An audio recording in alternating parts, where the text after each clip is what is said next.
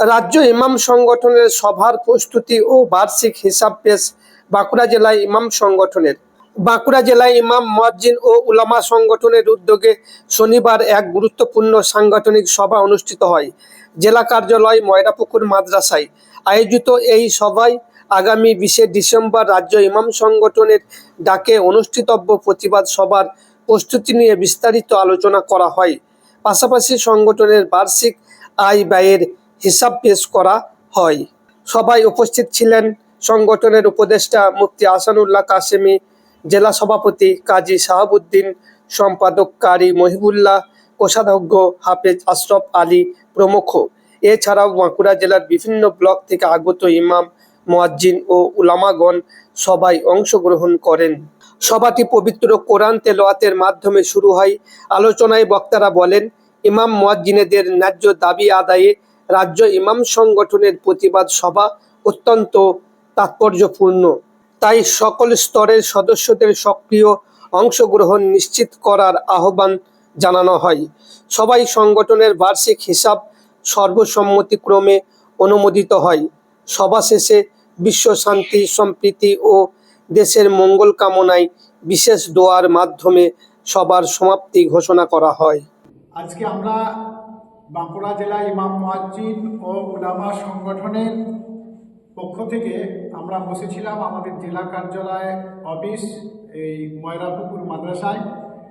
আগামী ডিসেম্বরের 20 তারিখে শনিবার কলকাতায় যে প্রোগ্রাম রাখা হয়েছে অল বেঙ্গল ইমাম মুয়াজ্জিন অ্যাসোসিয়েশন অ্যান্ড চ্যারিটেবল ট্রাস্টের পক্ষ থেকে মৌলালী রামলীলা ময়দান থেকে হয়ে মিছিল করে ধর্মতলা রানী রাসমণি অ্যাভিনিউয়ে ওখানে গিয়ে জমায়েত হবে এবং সভা হবে, কথা হবে আমাদের এই এজেন্ডা নিয়ে, যে উমিদ পোর্টালের বিষয় এবং ওয়াকফ সম্পত্তি উদ্ধার আইনি ব্যবস্থা এবং সেই সাথে ইমামদের ভাতা বৃদ্ধির দাবি, এই নিয়ে ওখানে প্রোগ্রাম সেরে মুখ্যমন্ত্রীর অফিসে ডেপুটেশন দেওয়া হবে ইমাম ভাতা বৃদ্ধির জন্য এবং এই সমস্ত ওয়াকফ এই বিষয় সমাধানের দাবি নিয়ে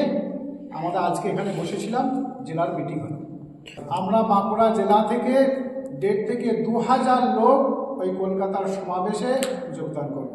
আচ্ছা, বাঁকুড়া থেকে কোনো গাড়ি বাস করা হচ্ছে? বাঁকুড়া থেকে গাড়ি করা হবে এবং ট্রেনেও যাবে কিছু সাথী।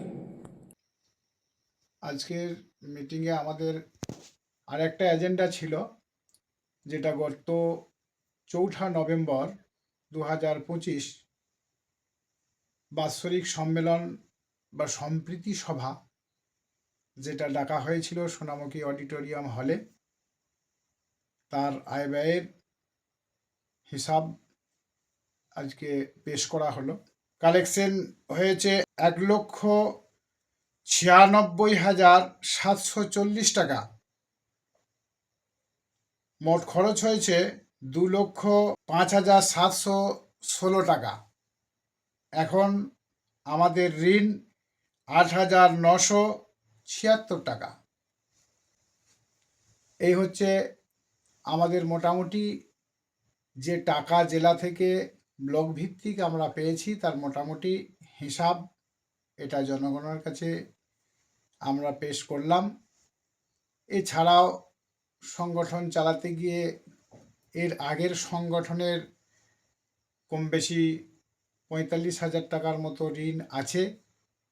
জনগণের টাকা যা দেয় আমরা সেবামূলক কাজ করি। গত বছরেও আমরা মেধাবী গরিব এতিম ছাত্রদেরকে কিছু অনুদান দিয়েছি এবং যে সমস্ত ইমামরা কর্মক্ষমতা রহিত হয়ে গেছে তাদেরকেও আমরা কিছু অনুদান দিয়েছি।